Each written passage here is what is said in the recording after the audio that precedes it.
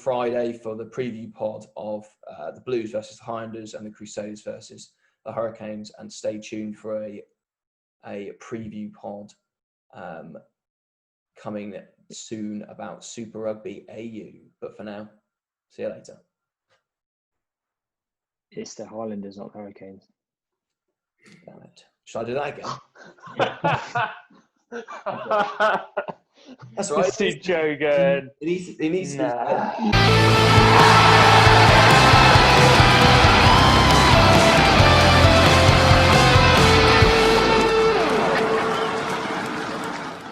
Hello and happy Father's Day to all the dads out there. So let's introduce the team. Firstly, he's a man that you'd love your dad to have a beer with. It's Johnny Sheldrake. How you doing, John? Hello, Even. Good, Even. That Next, is true. I haven't got a beer in hand yet. Next, he's a man that you'd love your dad to play golf with. It's Joe Tricky.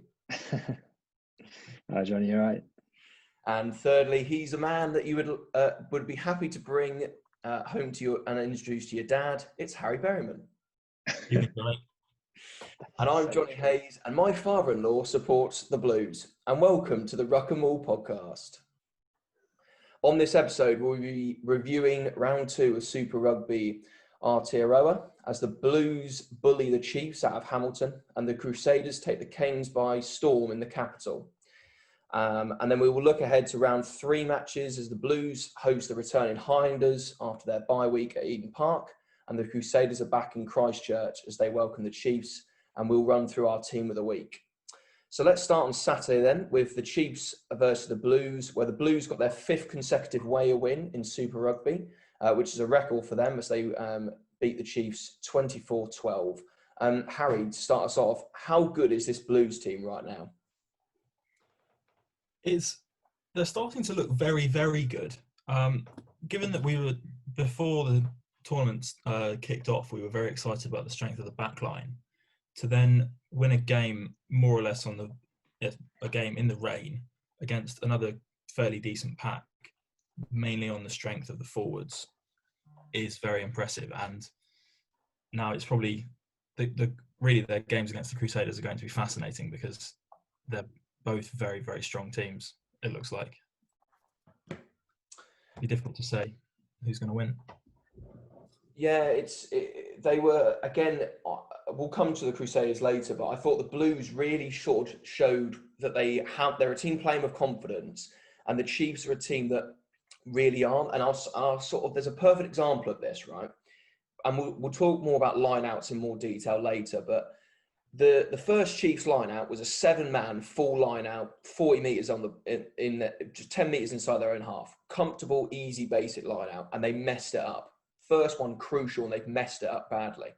The Blues' first line-out was a 5-man in the Chiefs' half. But that shows already that they've got a bit of confidence to go. We're not, because their line-out wasn't great last week. It was better. James Parsons had a good game, but having that confidence to go to that 5-man straight away really just shows where they are. And the Chiefs are sort of there. I mean, they've obviously lost 2 games in a row now. They were obviously unlucky to maybe lose to the Highlanders. They weren't great in that game, but there was starting to see a little bit of a divide there.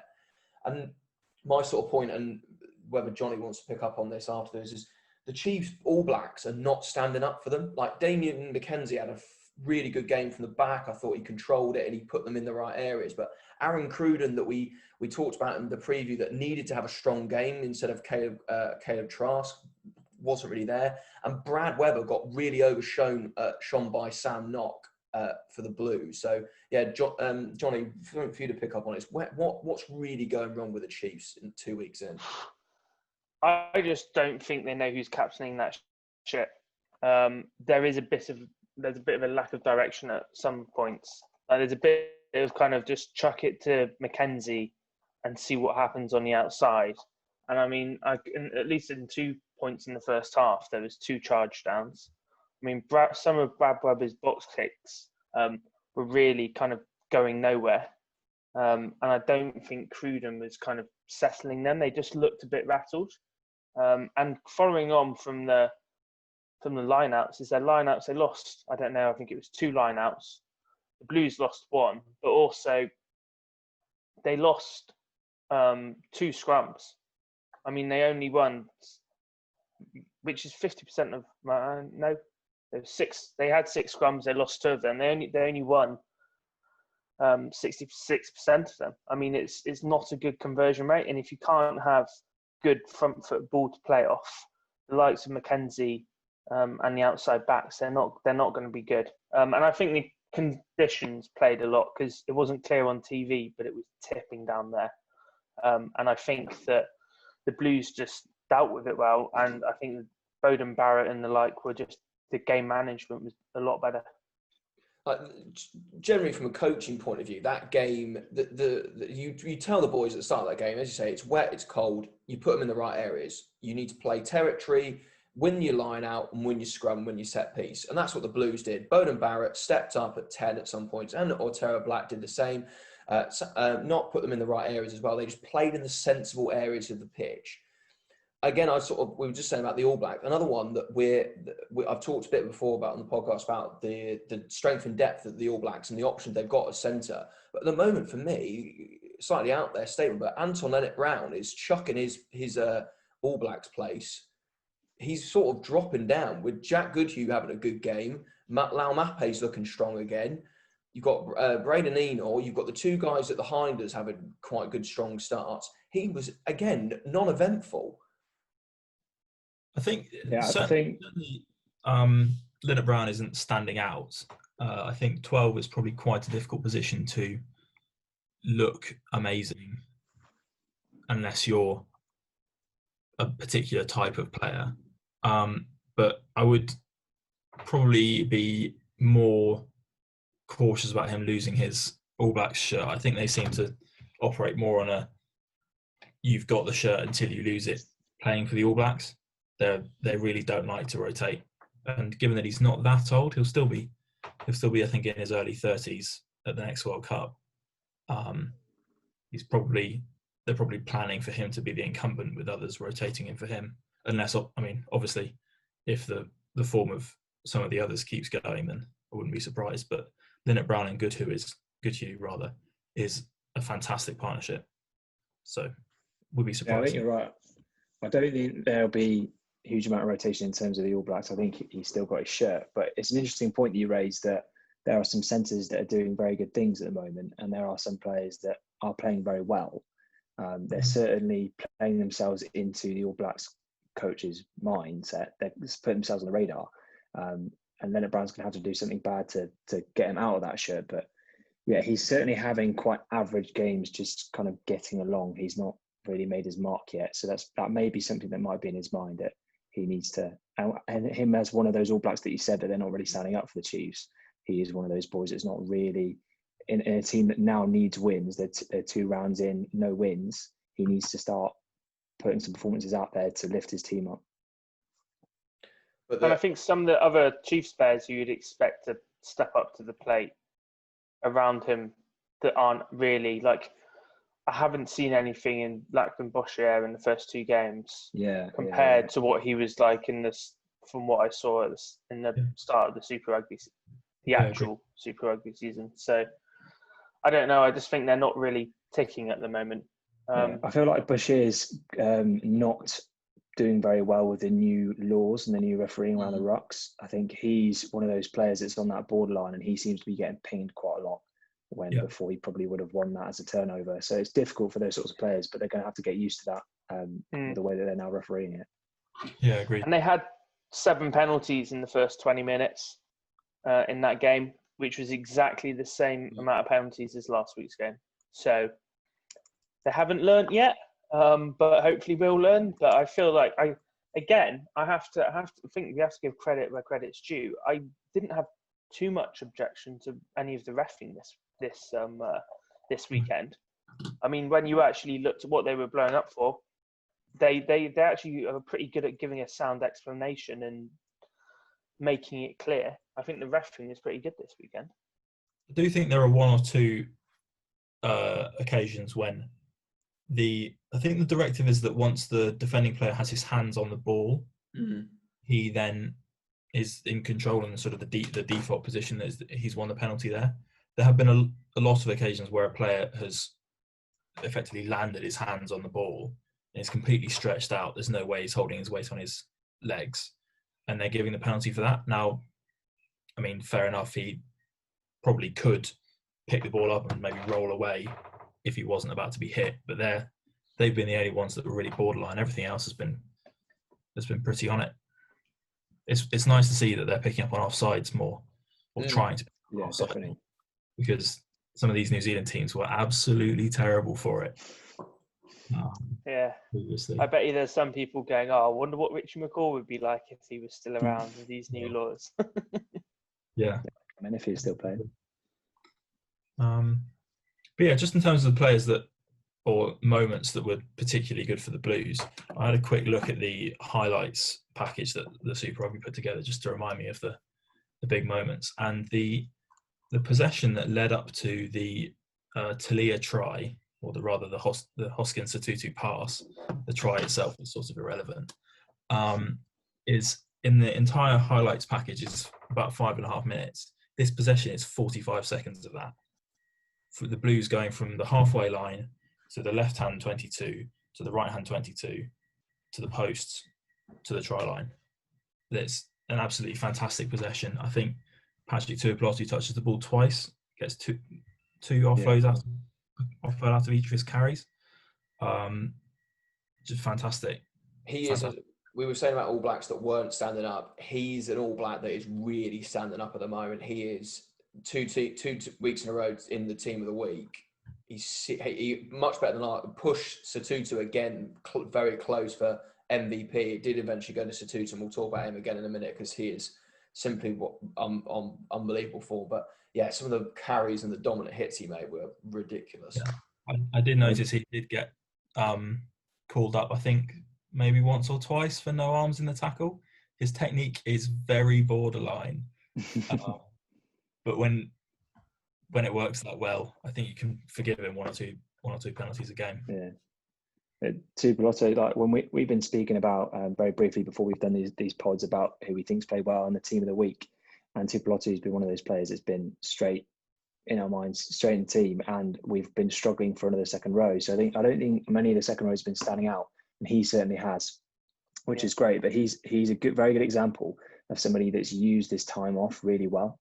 He's clearly worked hard, got himself in shape. He looks strong, he looks fit, and he's fighting and he's working really hard for his team. And he's one of the shining lights in that Blues team that looks distant to what we have seen from the Blues in the past. So it was great to see. It was also really nice to see this week that though I think the difference and the step up where the Blues maybe won the game was actually, yes, we talked about earlier, in the driving rain, you've got to play territory. But the Blues did actually then suddenly realise that, actually, we should actually try and play some rugby here. And when they put it wide and they got the phases together, like when we were talking about the Satutu try, the Mark Talea try in the second half, Caleb Clark for the first time gets a line down the ball down the line. And just a little off topic, but he was in the same under-20s New Zealand squad as Lester Funganuku. So what an absolute combination that is on the wing. But yeah, so he breaks down the wing, cuts inside. They then recycle quick ball. So the first real times in the games where they've got quick ball in behind, and that Satutu pass is ridiculous. Like Dan Carter would be proud of that. Probably Carter's probably taught him how to pass like that. That is just out of the top drawer. And Talea really has a walkover. It's unreal. When you think about the weather and how wet the ball was and how many players struggled with knock-ons throughout that game, for then Satutu to pull off that pass, and number 8 to pull off that pass at the end of the game was just ridiculous. Yeah. He's 20. That's why. Number 8, 21. I was about to say, yeah, yeah. You wouldn't see Billy Vunipola doing that. No, and I don't think he will. I know he's Fiji qualified, but I don't think he'll be seeing him play for Fiji. I'm pretty sure he'll be putting on an All Blacks jersey. On eligibility, I'd love to see Mark Talea play for Samoa because he's got Samoan South African heritage. If you watch the preview at the start, he's got South African Samoan heritage. He's good enough to play in the All Blacks. I'd love him to just set the example and go, I'm going to commit to Samoa, because if they got him in that team, that would be. So the problem with that, and now we don't really have time to go into a lot of the political issues that are happening in rugby more broadly, but it came up this week, something I read from, I can't remember, Dan Leo, talking about how the Pacific Islanders don't get enough, in terms of club rugby in the Southern Hemisphere. The Pacific Islanders really have to come to the Northern Hemisphere. And a lot of that seems to be that the New Zealand clubs, in the same way that the English clubs are heavily incentivized to play English players, the New Zealand teams really, really don't want to play anyone that won't play for the All Blacks, because in terms of the structure there, all of those players' wages are paid because of for and by the All Blacks revenue. So I think having a winger on the Blues not be an All Black potential player is probably not something they want. Yeah, and might it does be- just come down to money as well. Yeah.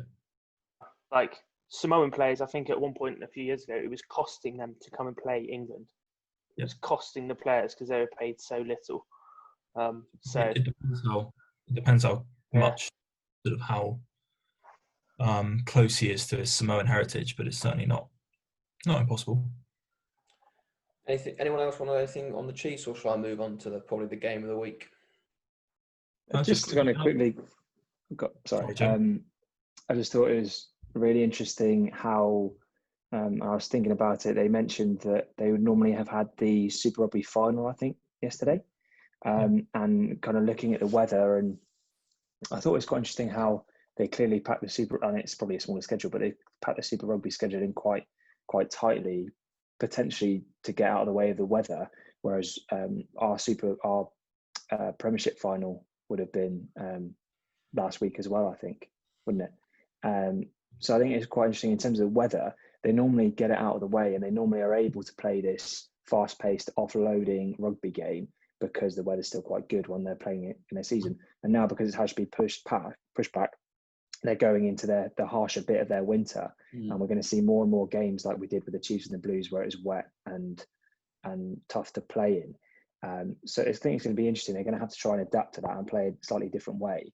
I think we're going to end up seeing more games that are more like we're used to seeing when we watch the Premiership in England, where teams are having to just carry and play that Exeter kind of style of rugby where they just bosh it up and maul it and play the territory and play sensibly. So I think it's going to potentially might end up in a slightly different Super Rugby season to what we normally see. Potentially less of those ridiculous Vince Arso offloads and more of the sensible playing it around the park. And I think it would definitely suit the Crusaders. It'll probably suit the Blues as well if Bowden Barrett marshals it well, and they play like they did the other day. So I think it's just going to be interesting that we might end up seeing more of the rugby that we're actually used to seeing in the Northern Hemisphere. Well, one thing that certainly backs that up is that there have already been more drop goals in these 2 rounds of games than there was in the whole of Super Rugby leading up to this season. Incredible. So I really would not be surprised if that trend continues. I think every team has got one now, maybe apart from the Crusaders, but they don't really need it. They didn't need it. They scored 5 tries. Yeah, well, let's move on to that then. Just a little summary from the Blues end from me. I think it was nice to see Joe Marchant be replaced Dan Carter as the water boy this week with Tana Amunga. Obviously learning off one of the best centres to have ever played the game. It would be nice to see him at some point. Next week he'll make it to the pitch. Yeah, hopefully. And then, so I think as well, it's watch this space really, because I think Satutu, Barrett and Tuipulotu are like the different gear that the Blues have. And which they'll need them to play when they play the Crusaders in a few weeks' time. So on Sunday, as I've just said about the Crusaders, the Canes hosted the Crusaders in Wellington. Not sold out at Wellington, it was a bit disappointing, but which is quite interesting. But probably not a great stadium to watch rugby in, given that it's in the same way that, like, obviously Eden Park is also a cricket pitch. The Cake Tin is it's much quite bigger. Far away, aren't they? Its stands are a lot further away from the pitch than you would normally expect, and the weather was grim. So And the Crusaders, and if you're in Christchurch, you've got to get on the plane to get or take the boat to the North Island. So that's something to consider as well. But the Very Crusaders, to Waikato or vice versa. But the Crusaders take a nice 39-25 win, as Johnny just said, scoring 5 tries. The first of those comes after a minute, and I did whoop and holler at 8 a.m. this morning when Sevu Reece burst into the corner. Good old Joe Moody. The key link between most of all these tries is that Joe Moody has had an influence in all of them. Just a little cheeky offload. He pops up whenever he likes. He's a seriously good player. That he cuts a beautiful line to set up the Sevu Reece try, and then Cody Taylor feeds it, gets a try assist. The Brandon Enna try with Bryn Hall playing the advantage, that beautiful kick through. Like Bryn Hall, if we're talking about, you've got Aaron Smith, TJ Perinara fighting for like the first and second spot. Bryn Hall definitely put his hand up for that third All Black, especially with Brad Weber not having a particularly good game. But the Crusaders just started to finish. As soon as they got in the 22, every time they were just taking away points, and it was sort of summarised brilliantly by the amount of tries it's called. The Goodhue try, unbelievable support line, great offloading again, just blitzed them. And really, if the Crusaders get in full flow, which the Canes allowed them to do, especially in the first half, they are unstoppable. But for me, as a watching the game, I was so frustrated by the Crusaders' discipline. Like, I can guarantee that there's going to be a lot of people that will be, oh, the referee's over-pinging. And it was, the referee was Brendan Pickerill, who I'd never seen before. Actually, he's quite a young referee. But I was so frustrated with the Crusaders because I've never seen, I think after 20 minutes, I made a note on, they conceded 4 penalties of going off their feet on their own ruck. Like, and it was like, it wasn't like harsh. They were generally off their feet, like killing the ball. And I was like, they let them in, let the Hurricanes in. Do you think that's just a technique thing? Do you think that's just they're not used to actually rucking? I think we've got to get to the breakdown. We just got to stand there, and the ball will get taken away because the competition on the floor is not there.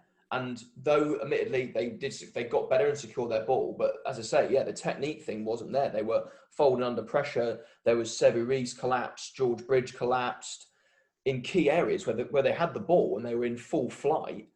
You don't get away from the fact that the Canes in the first half, the Canes, you've got a stat in a minute, Johnny, which you can share, but they scored 18 points from the tee in the first half, or first and the second half.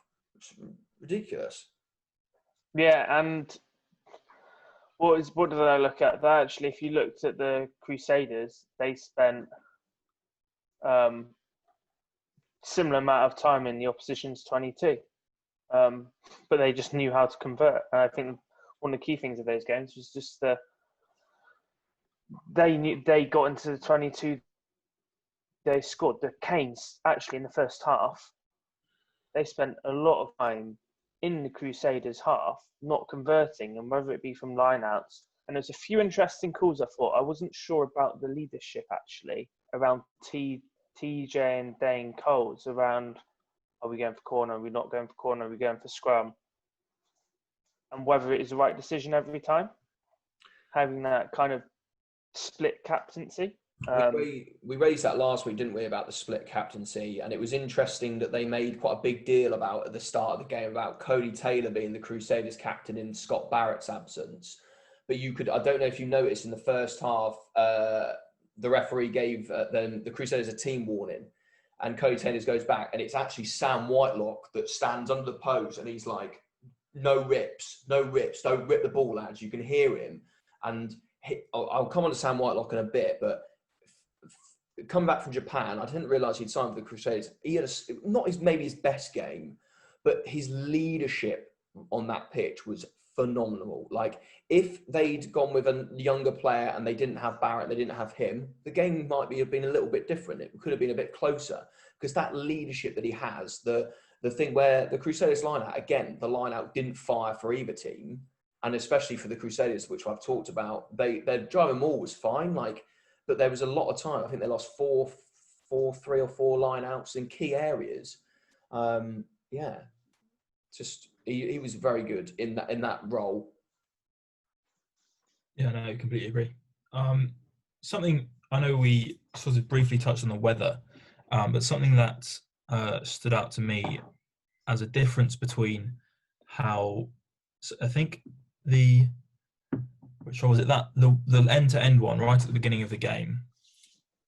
I think the ball touches the ground twice in that possession, and the players very naturally are able to pick it up effectively off their ankles, off their bootlaces, and then pass it on. And at every level that we've all played, when you're just playing touch, and when a lot of us spend the most of the time playing with the ball in a training session, the ball hits the ground, it's a turnover. And very frequently in matches that we play, and semi-frequently in Premiership games, ball touches the ground and the players aren't really as switched on. They're sort of we're all sort of trained. The ball touches the ground, everything stops briefly. But the Crusaders players are really, really good at dealing with what is effectively become a bounce pass or just the ball dribbling on the ground. You can very quickly transition it, so the person who's picking it up off the ground very quickly gets it away to somebody who's standing up and can see what's happening. And that's really a big difference between New Zealand and English rugby that I noticed. And on that nicely links to there was the kick through in the second half. Again, I think it's Drummond that does it. And they chase it down and Billy Proctor clears it up. And I don't know what he's thinking in that situation. But first of all, he's got to kick the ball in the first instance, regardless of where it goes, get rid of it, or just go, fair play, that's an amazing kick, I'm going to run it into touch. Don't be a hero and try and chuck it in, because you effectively then, it's 25 all with 10 minutes on the clock. Drummond, who I would just say was superb coming off the bench, like unreal. Him and Havili, like with Brandon Enor going off at half time, hopefully he'll be all right and he'll come back, because him and Goodhue led that defensive effort from the Crusaders. We'll maybe talk about that in a minute of why maybe the Canes couldn't score as many tries as they did, because that defensive effort was amazing. But Drummond brought that zip and energy and that experience, because he's been around the Crusaders for a while now. He's worked with Andy Ellis and players like that. So, but Billy Proctor's got to do better with that. Well picked up by Mwanga and then finished by him, but just he's got to do better Yeah, there. I think both parts of that. Sorry, I think both parts of that are just kind of key and indicative of the way that Super Rugby is played, and the fact that they're always looking for that offload and they're always looking to do something exciting in attack and keep the ball flowing. Whereas it's something we're not particularly used to seeing. I was thinking when that Proctor event happened, if you see somebody in the Premiership do that, they get absolutely crucified. They would not be playing next week. There's no chance about it. But it seems to be something they just sort of shrugged off in this game. Oh, that happens every now and again. And when you're playing in a team with Vince Arso, you're probably quite used to something like that happening. That's one of the reasons why we like watching Super Rugby and why the All Blacks are as good as they are, because when they are given a license and when the weather's good, some of the offloads and the attacking play that they have is the best in the world, clearly, because they you're not going to be able to do these things unless you try them. But it does lead to balls dropping on the floor and various other bits and holes in the defence. So yeah, it's just a slightly different way of seeing it to what we're used to seeing. I think as well, like someone that we talked about on the Friday preview that was maybe a bit unlucky not to start. I mean, in the end, Will Jordan, who he started ahead of, was incredible. Just the weekend where Damien McKenzie was really good, Burden Barrett was really good, but Will Jordan was a step above, just diffusing bombs, running hard. But David Havili coming off at half-time, playing in 13 where it's not in his natural position. He's more of a 15/10, can play a bit in the centre. And just sort of like that line, we talked in week one about the Tompkinson line. I think that Havili line's beaten it. I don't know what the defence has done there, but he's just seen it and gone, I'm having this. And he just trots in for the easiest try of the weekend. In the end. Yeah, just he potentially, if Enna's injuries, maybe a week or it's just a knock, but maybe he'll start again. But he was very, very impactful. Him and Drummond were especially good off the bench. Yeah, and briefly, again, we don't really have time to go into the politics, and we are really talking about Super Rugby rather than Premiership Rugby. But if a team in the Premiership, if you're if a substitute effectively just gives away a try for no reason, one of the reasons that he'll be under significantly more pressure is the risk of relegation. And that's not really a problem in Super Rugby. Like, it doesn't really matter to anybody if the Hurricanes lose this game. Like, TJ Perenara's career is not affected by Billy Proctor making that mistake. Like, TJ Perenara will still play for the All Blacks, but Hurricanes get relegated, maybe not. Although we'll see what happens with all the Saracens boys.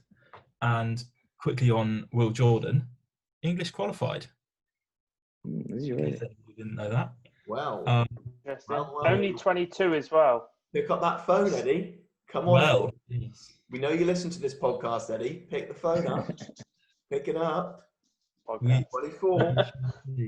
I think, off the top of my head, I think I worked out that the All Blacks full black shirt is reasonably busy at the moment. Obviously, Geordie Barrett and Bowden are less so, but sometimes are the incumbents. But it would be fun to see Will Jordan play in England, play for England. He is very good. Very good. I mean, the All Blacks have got Bowden Barrett, Geordie Barrett, Damien McKenzie, the Hurricanes lad, but I've forgotten his name off the top of my head now. It's gone. Hang on. Barrett. Geordie Barrett. is having a great season.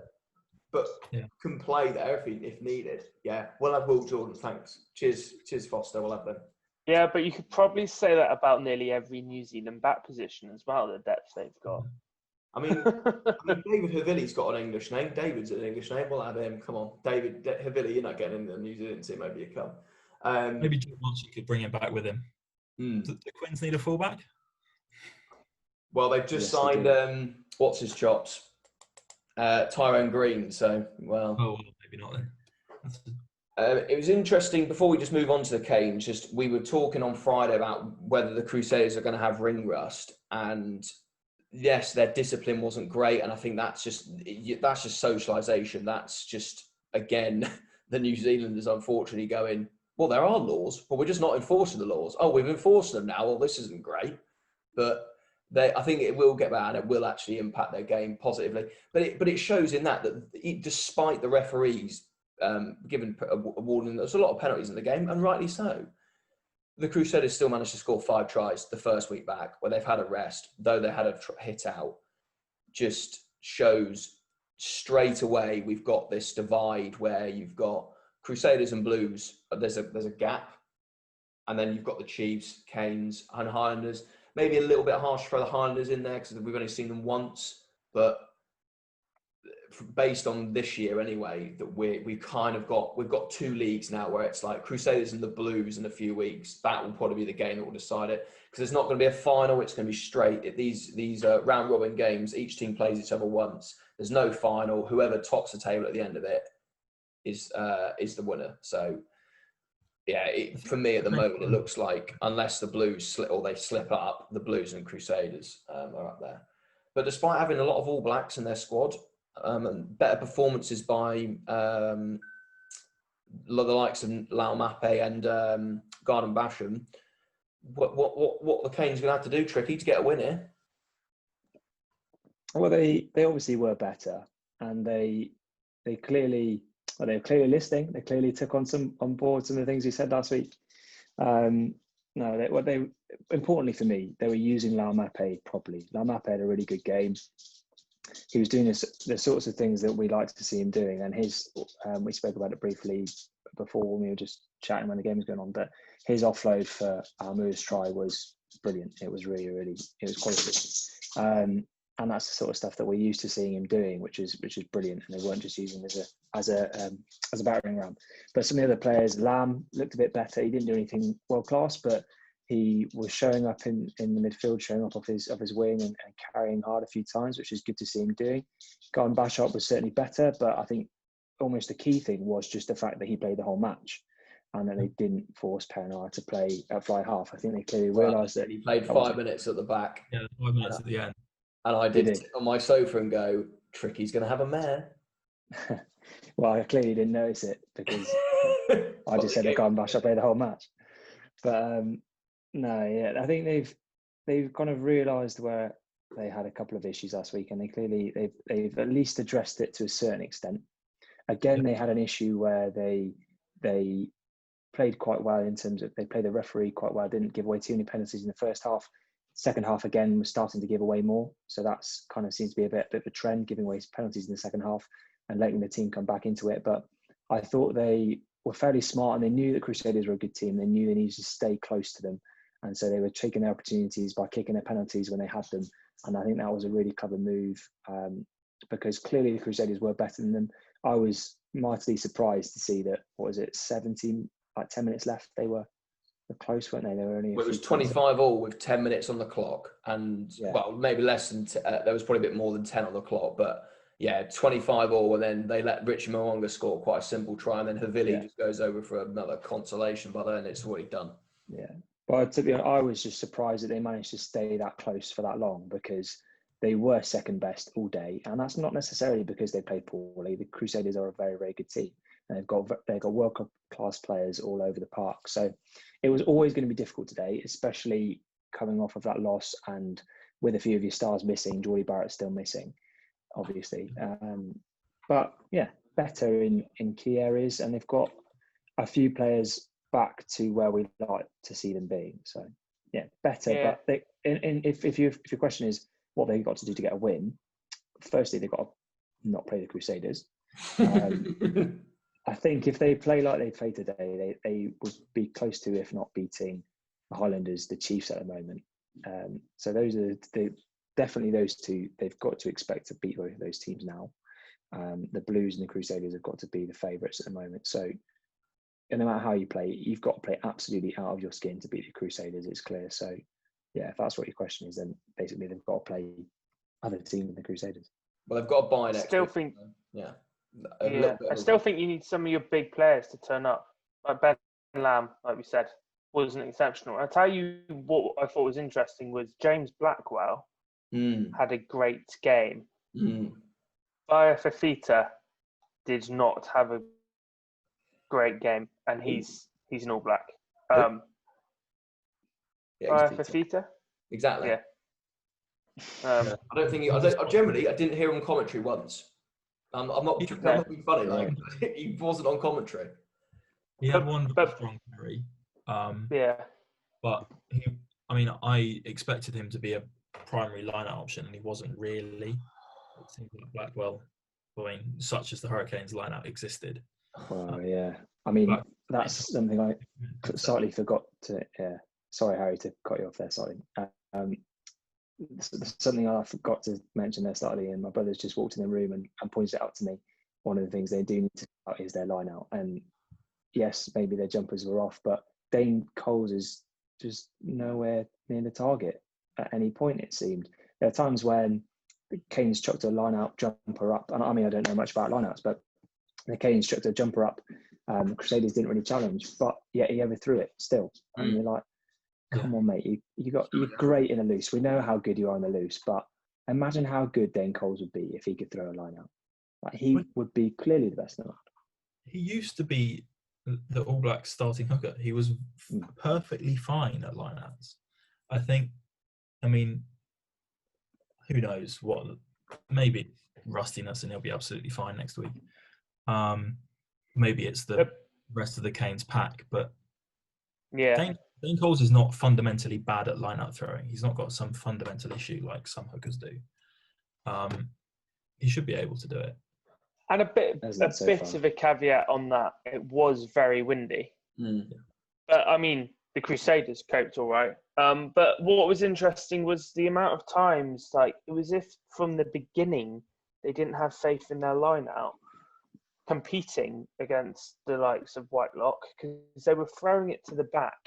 And the amount of times it went all the way over to the back, bounced a bit, and then, I don't know, Richie Moran or one of the Crusaders centres would pick it up.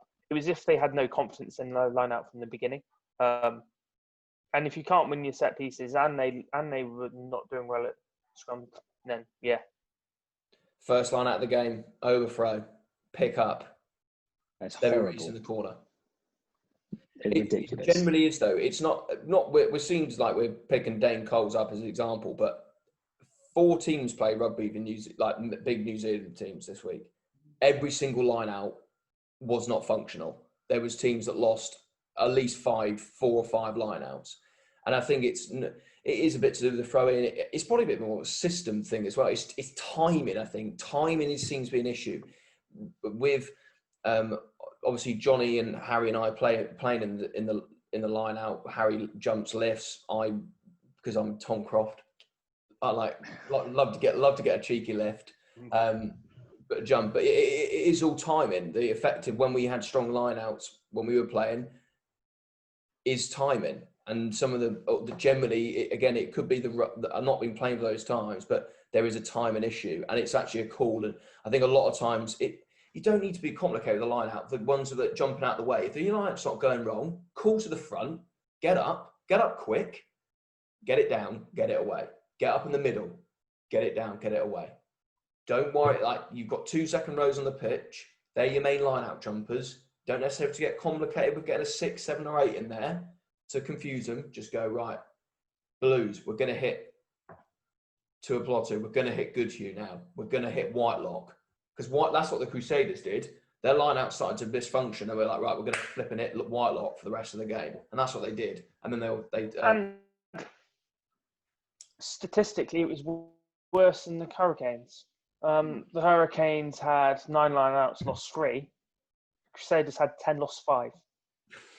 So, I mean, I think it was more apparent for the Hurricanes because it was linked to how they couldn't convert and when they were in the Crusaders 22, and the Crusaders kind of got it right when it counted. I think it's just quickly. I think you might be about to make the same point, Harry. I know you noticed it when we were watching the post-match interviews, but I thought it was really interesting that Perenara firstly interviews really well. He's clearly quite a well-spoken guy, knows a lot about the game, and is quite a well-mannered guy. On the pitch is a different manner. But one of the things he picked up, which I thought was really interesting, was he was asked about inconsistencies at the line-out. And he said, yeah, it seems to just be a Super Rugby thing. I think that's almost bizarre that you just like, yeah, we know lineouts are crap in this league. We don't really care. It's weird. Like, they're so used to lineouts being rubbish. And I wonder if that's because they're just not spending the time on it in training. If they're just giving priority to other parts of the game and just don't see the benefit of it. And that's obviously worlds different to what we're used to seeing. We're used to seeing the likes of Exeter, the Saracens, other teams being so strong in their line out that whenever they get a penalty, they're looking to the corner and they're expecting to get 7 points from it. And it seems to just be a completely different tactic. But it's interesting. I thought it was quite funny to hear TJ just admit to that. Yeah, it was. It's the kind of thing you would absolutely never hear come out of a captain. That would be the last thing you would expect any of them to say. Quickly on the training focus point, there was something that did occur to me as well. I can't quite remember how long their pre-season was or whatever sort of preparation work they did for this. Was it about 4 weeks or whatever? 4 weeks? I don't know. You can imagine. One of you can look it up maybe.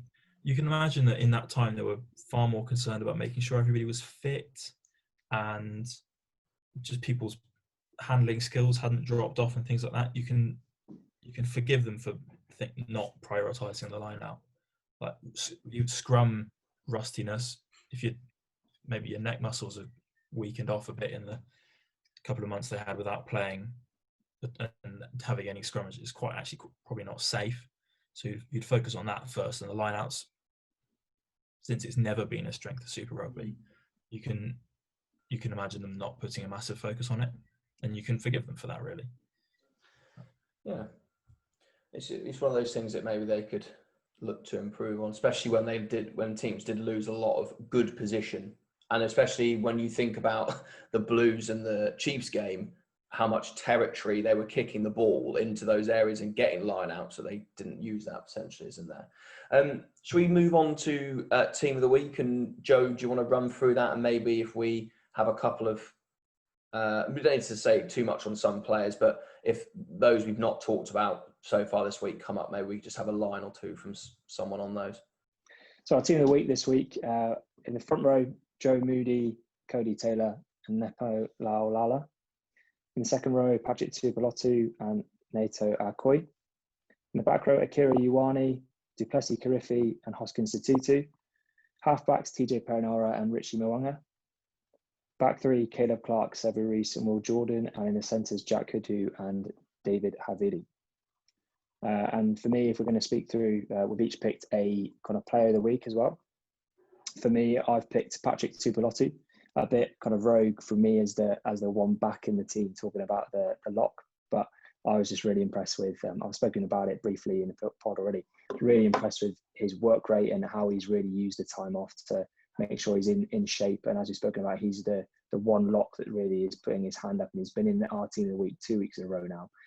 Is really leading that Blues team really well, and had a few really key carries in key positions, specifically in the run-up to that fine Mark Talia try towards the end of the game. So I thought he has been really key for the Blues, and he was my pick as player of the week. I mean, it's not that surprising you're picking a second row, given that it is the best position on the pitch. And yeah, whatever. The second row plays well, their team. It's just surprising that the second row played well, in my opinion. Well, I've been watching me recently. So I'm actually going to go a bit off the rails here, because you did quickly mention Akira Ioane, who I was very impressed by in his first game back. He's not had a great season, and was effective in everything he did. Some good hits, sort of double hits with Tuipulotu and some good carries. But my player of the week is Hoskins Tutu. Like, I think the top trending article on Rugby Pass at the moment is Hoskins Tutu hype gaining traction. I think not really a secret anymore how good this guy is. There's not really any more you need to say. He's just fantastic. Yep, can't disagree with that. So my player of the week is Richie Mwanga.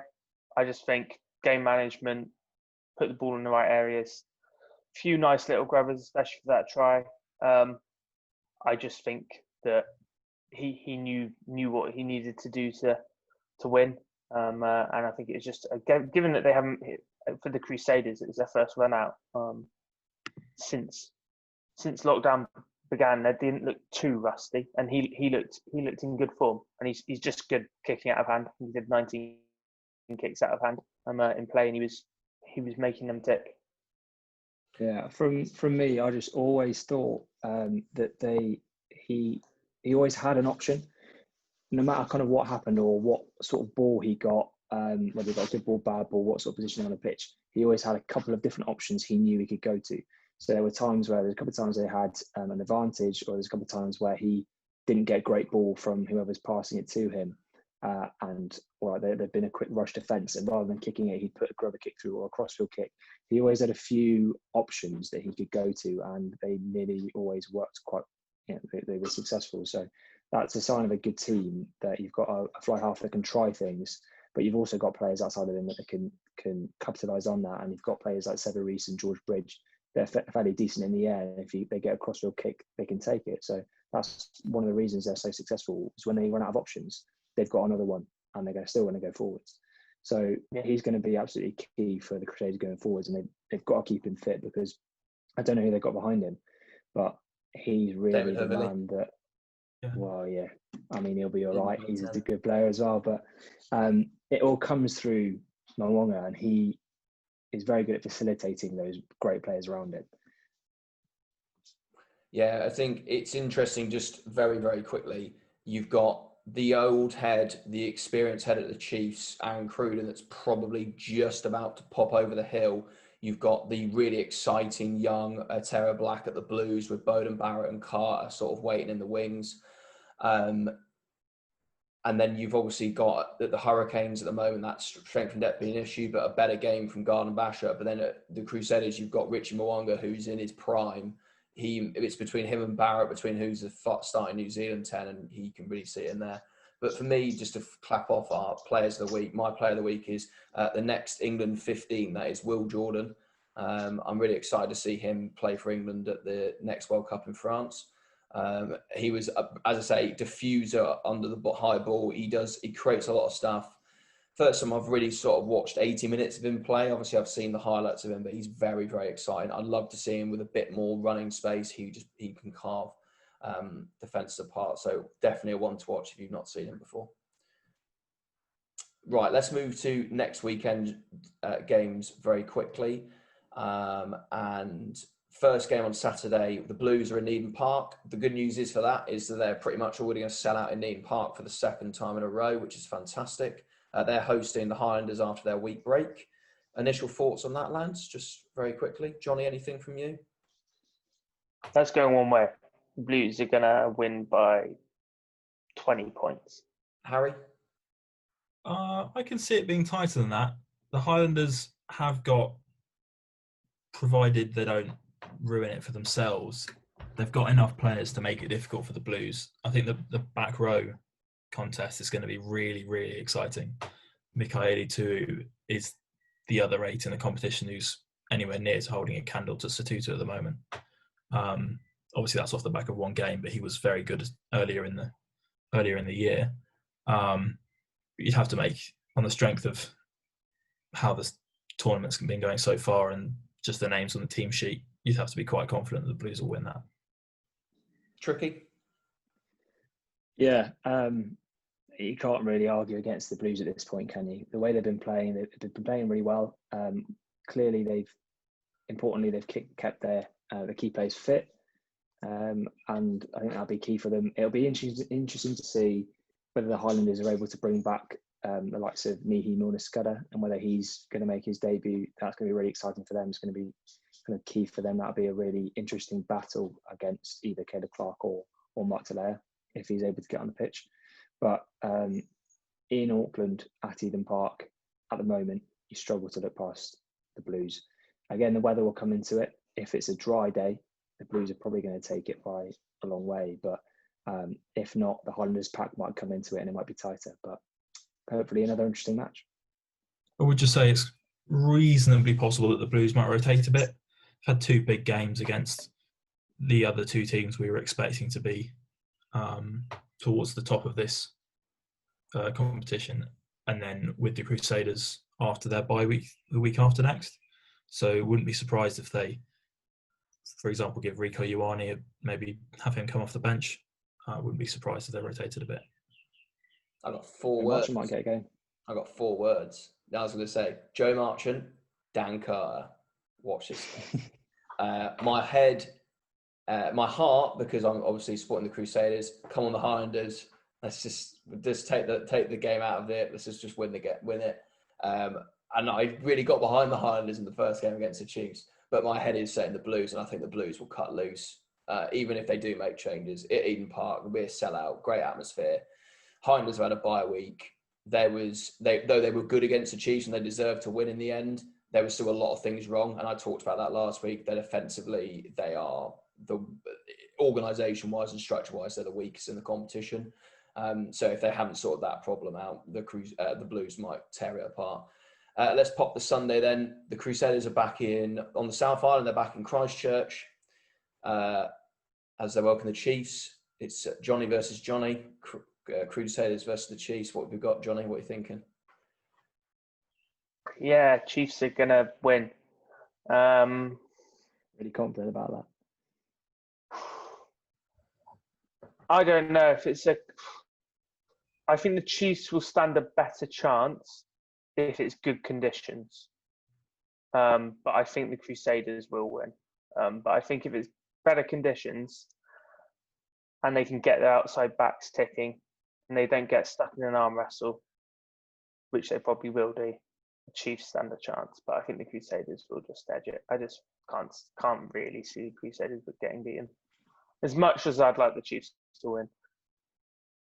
I think if Alamalo is fit and can play the full 80, he will make a big difference. I know Wainui's been okay, but I can't even remember who's been on the other wing for the Chiefs these last 2 games. So having Alamalo back will be Stevenson. None of you can either. So on the weekend. Yeah, so hopefully he will help, but there's only so much you can do. Tricky. Yeah, I think for Gatland and the Chiefs to be chasing their first win in the tournament in the third round away at the Crusaders is not where they wanted to be at the start of this competition, not where they expected it to be. And when you're chasing things and things aren't quite going for you, Canterbury is not the place you're going to go and get a win, I don't think, at the moment. And the Crusaders kind of stumbled a bit in terms of their penalty count, but still managed to comfortably beat Hurricanes. So if they're able to kind of sort some of that in the week, then they're going to be very hard to stop. And it quite clearly showed today the quality that they have, even when they're not at full pace. So yeah, if they really, really get going and it's a good day, then the Crusaders are very capable of scoring a lot of tries. So the Chiefs are going to have to do some hard work. They're going to have to tactically play very smartly if they're going to stay close to the Crusaders. I think what's something really important to note, that those that haven't seen the Super Rugby competition from this year, the Chiefs actually beat the Crusaders in round 2 by 10 points. It was in Hamilton, but it's still 10 points is still a decent margin, comfortable margin. So I'd say the Chiefs are the Crusaders' bogey team. However, it's in Christchurch. It's on Sunday afternoon. It most likely might hopefully be sunny. Fingers crossed. And if the Crusaders get the ball like they did, with the quickness and speed, and Bryn Hall and Mwanga go forward, if they've got Jack Goodhue on form, Sevu Reece, we didn't really talk about him in the pod. The main bit of it was class. Again, it could be a considerable margin. They're going to score tries. So it's expected to rain and be about 10 degrees. Okay, then it's going to be 20 points to 15 to the Crusaders. Similar weather in Auckland. Oh, dear. Good. And that's why we need to have a global calendar, but we won't go into that today. So we'll finish it there this week. Thank you again if you've accessed this content on our podcast. Thank you so much. We're really enjoying making it. So go and access on YouTube. We're now on Spotify, Acast, and SoundCloud. So you can now take us out on a walk and a run. So that's fantastic. We'll see you on Friday for our preview of the games between the Blues and the Highlanders, and then the Crusaders versus the Chiefs. Have a nice week, and we'll see you on Friday. Bye. See you.